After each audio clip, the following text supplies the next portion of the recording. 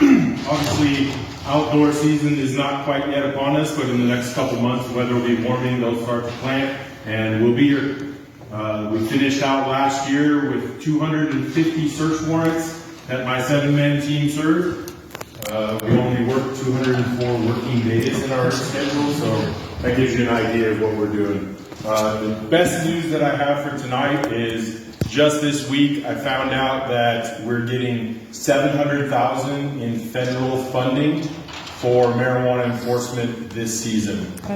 2 years ago we got 226 grand. Last year we got 400 grand. They asked me if I could burn, if I had work to burn more. I said yes. They gave me an extra 20,000, which I thought was funny because we had $420,000 to spend last year. Wow. But this year that's up to 700 grand now. So we just signed our MOU with an entity that used to be called CAMP. Now it's called EPIC. It's basically enforcement of illegal cannabis.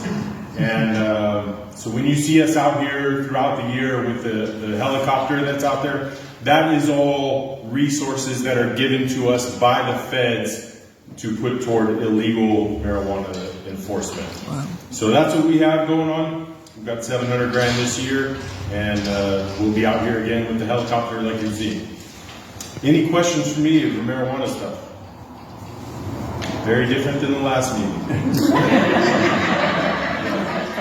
Yeah, I'm sure we'll have this again in around. To me, all right. And as they chased him up the hill, they were playing the theme from Cops on their loudspeaker.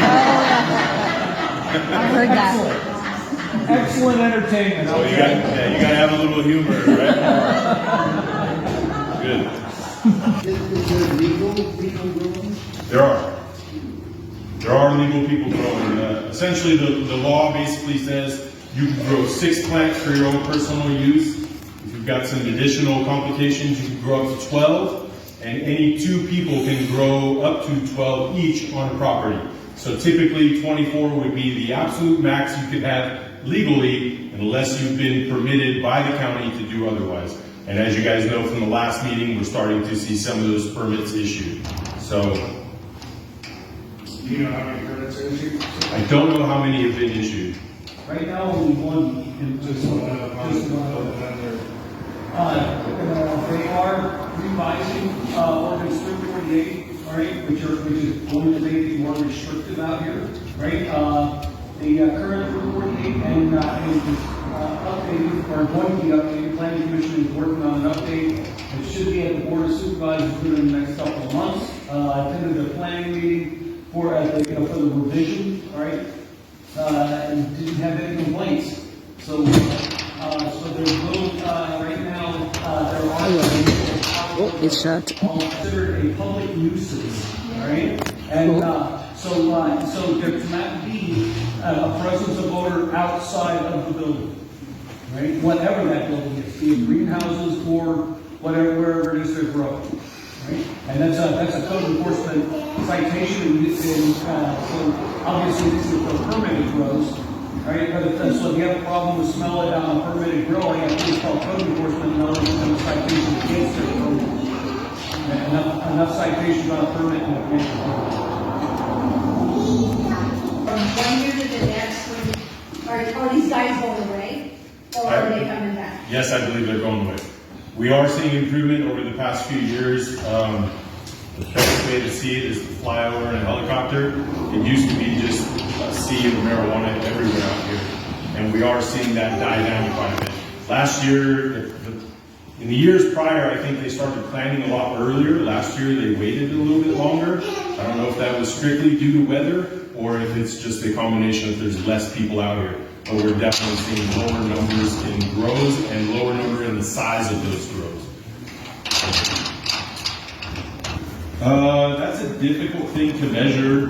What I can tell you is that we find a lot of weapons. We seized. Question was about other cartels still. At illegal marijuana grows. So we're seeing a lot of guns still.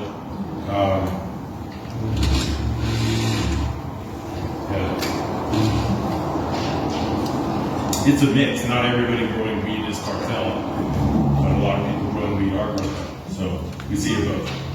Is there ramifications to the property owners now? Are they doing anything like putting a lien on the property or holding the property owner accountable for the cost of the eradication? So that's something that our DA is actually working with right now. They started a program in San Bernardino County where they started holding the property owners financially liable, going after them civilly when they find these illegal grows, which is a criminal issue.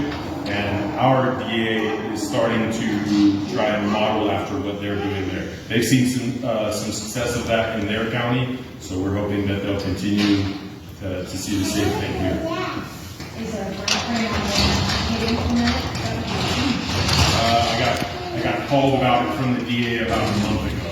So as to when they'll start doing it, I don't know. It's hard for me. I'd be speculating to give you a hard answer on that. But it is something they're working on. Our goal is to do our part in enforcing the law and getting rid of the illegal grows. And then the DA is also working at it toward the civil side. Code enforcement has a big role in that too, going after them civilly. So. Does that pertain to somebody that knows that somebody's doing that on their property, or is somebody doing it on their property and they don't know? If they don't know, then no, we can't hold them liable for something that they don't know. But I think they're looking at trying to put some codes in effect that will, like, essentially require you to be responsible for your property. What we find is there's people that own property out here that don't live anywhere near, haven't seen their property in 3 or 4 or 5 years. Sometimes they decide they're going to sell it, and then they come out here, and that's when they go, oh, and they call us and say, hey, there's a grow on my property that I wasn't aware of. So I definitely don't, I guess there's different opinions on should that person be penalized or should they not. Any other questions? Okay, thank you very much. Thank you.